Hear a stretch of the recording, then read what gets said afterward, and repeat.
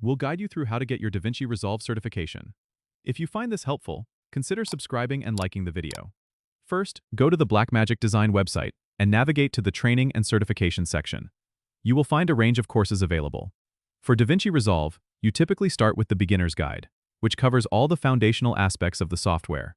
Download the training material and follow the course at your own pace. Once you feel prepared, you can register for the certification exam.